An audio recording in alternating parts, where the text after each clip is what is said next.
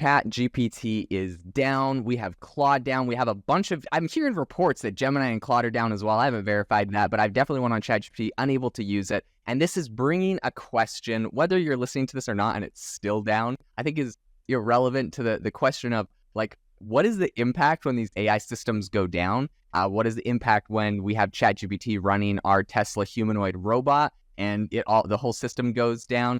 Maybe the benefits of having these devices running like on an actual, device instead of having to rely on OpenAI's networks and servers that could crash. Matt, what are you seeing in the space here? Tried going to Claude and it is down. And I tried using ChatGPT this morning and it was down too. Who cares about the impact on the world, dude? I'm just imagining their dev teams right now running a tech startup when like I get like a single customer that calls in, it's like something's down, we all freak out. Imagine how many users does ChatGPT have? Like 100 million? Yeah, 100 million weekly active. The amount of like disarray, like if that happened within our offices, like we'd flip tables. Oh my gosh! I just tested jumping out of windows. It looks like Gemini is now back up. So Google, for the first time in the last 2 years, is the number 1 AI model, and they're actually winning something. A big hats off to Google. The tweets are pretty hilarious. People are saying, they're pretty much showing their offices. No one knows what to do. The outputs are terrible. The memes are hilarious. Oh yeah, no, I see. With ChatGPT down, like everything's in disarray. Yeah. I have to show you some of the memes for anyone that's following along.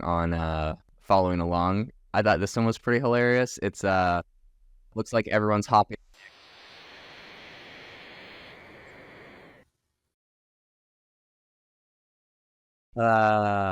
Hilarious.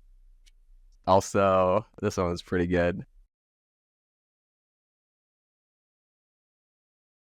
Oh, okay. Here it was. So Gemini was down. Perplexity was down because that's tied to ChatGPT. ChatGPT was down and Claude was down. It kind of makes me wonder if Gemini is just ripping off of ChatGPT and maybe that's the reason why it was down. Well, yeah. Why would they go down at the same time unless they share Amazon servers or something? Well, yeah, probably because for the first time ever, there's a whole bunch of people flooding to them to try to use them as an alternative, and so it just crashed them, so everyone got crashed. But Dude, I remember when Firebase went down. I don't know if you run your stuff on Firebase, but man, brutal. Every customer of mine was freaking out. And all their end users were also hitting us up too. That was crazy. Yeah, brutal when some infrastructure. Okay, so here's the question: would you trust? Like, I personally really want a Tesla humanoid robot to do my dishes and my laundry and just live in my house and do everything. Would you trust one to be running on ChatGPT if it could have an outage and now like maybe it's literally on your roof fixing something and it has an outage and it shuts down? I don't think they'll run on like an internet model. I don't think they'll require that. I think they'll have an LLM built into their head.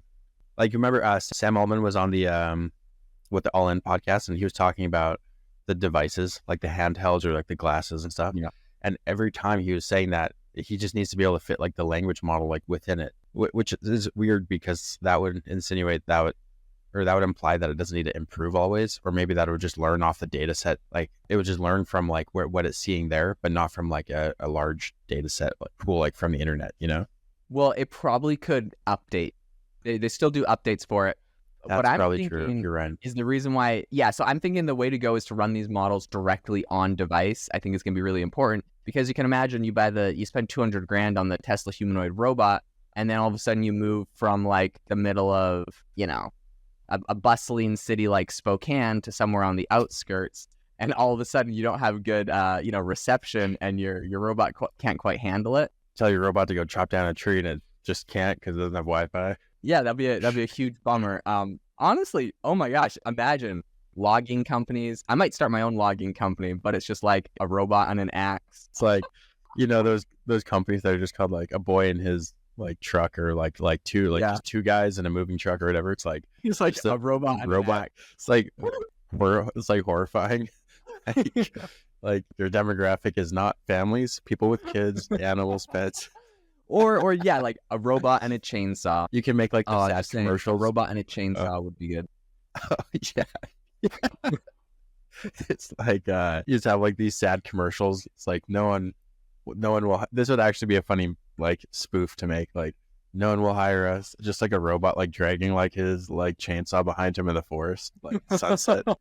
Like all we want to do is like serve the public, like the greater good. Have you seen those? Like everyone, a lot of people fall for them who don't know, but you can like take video of yourself doing something and then just replace you with like a robot, and it's like actually like its hands will match what your hands are doing. It like just kind of puts like a layer over you. I forget the company that does it. It's pretty cool. Yeah. It, you know, like the video of like the robot shooting the Tesla truck and stuff like that was not real robots, obviously. Yeah. Yeah, you could make an ad like that, just like that. That would actually be pretty funny. So that would be hilarious. But I think it brings up a great point where like I literally think we'll get to the point where there's like you buy your Cybertruck, which has got its robotaxi enabled, whatever. You buy your Optimus robot, and you literally you could like start a landscaping company where your Tesla drives to your route where you have people that have signed up for it, and then your robot just hops out with a lawnmower. You're about to scale direct to consumer blue collar work like never before. Dude, I think like the autonomous lawnmowers have a better chance than like a robot that can like push a lawnmower. Okay, what do you mean by autonomous lawnmower? Like it's like a Roomba, but it goes on your lawn? Yeah, have you seen those? Yeah, but Roombas are horrible and they never work, so I definitely don't trust a Roomba with a blade on the bottom of it. At least the robot, it's got like camera eyeballs, it's got the maneuverability of a human, it knows what it's doing. It's too I would capable. trust the robot way more. No, so like the autonomous lawnmower, they have like little bumper cars on the outside, so like they stop if they hit hitches and stuff. They have eyes too. They're just like actually built for mowing lawn. Yeah.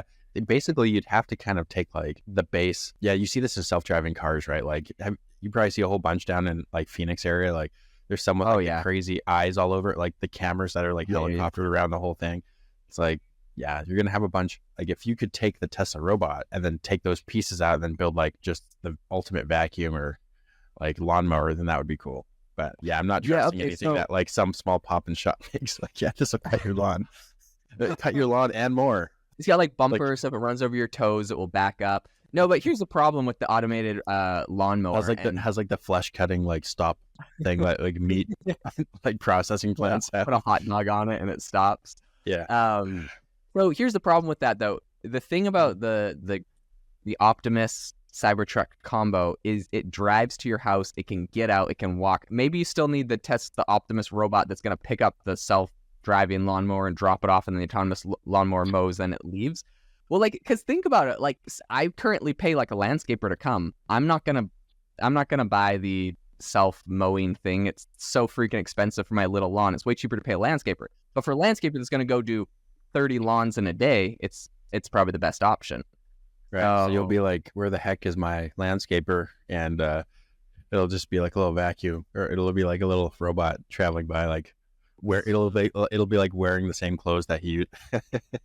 Yeah, you'll be like, got the work uniform, like Southwest landscaping. You're like, got, there's something the hat on. There's something different about Jorge lately.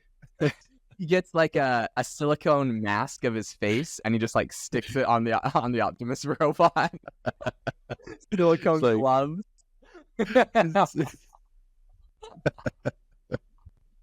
Dude, and then you get 11 labs to clone your voice.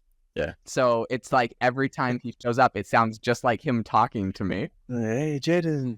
Like, oh, hey, all right. Just like look back. Oh, and okay, I'll give you one more reason. Extrapolate this onto every business, so you don't think I'm just like wasting my time talking about landscaping. But one other reason why I think this is an amazing business and why it's going to be an Optimus robot and not like a automated thing. Okay, because the automated thing. Do you have a Roomba? Yeah. Does it work? Works fine. We got a new one that like takes the trash like to it and like dumps it. Do you have that one? I remember visiting you in the past, and you literally had like tables and chairs like laying on the floor to like block the areas the Roomba couldn't go in. I've seen so many people do that. No one. Okay, so here's the problem. My backyard, every time my landscapers come, my children have left balls and cups and tables everywhere, and they like move them all off to the side and they mow it, and it's like super nice. Okay, so the automated thing can't do that, but the humanoid robot could. So final reason why I think a humanoid robot would be epic. Also, it can trim my trees. They trim my trees sometimes.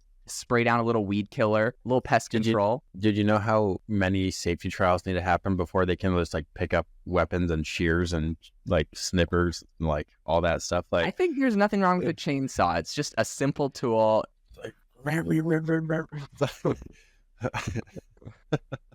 Chasing the kids around the yard.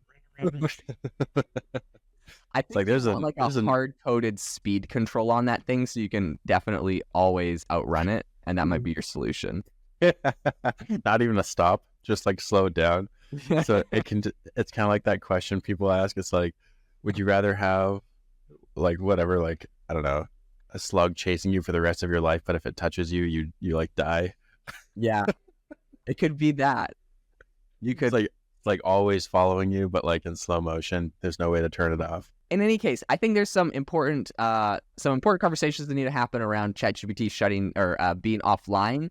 The moral of the story is we can't trust these devices to connect to the internet. So we need these models to be smaller and to be run on device. And I think it's interesting you brought up Sam Altman's been saying the same thing. So for many reasons discussed, this is obvious. But in any case, that's why chips are going up right now. It's because they can handle LLMs on device. So that's why like, NVIDIA is like skyrocketing and stuff. So yeah, it's right. You actually need chips to run them over the internet. It's too slow. I think that's mainly the problem. It's the lag. Yeah, it's the lag.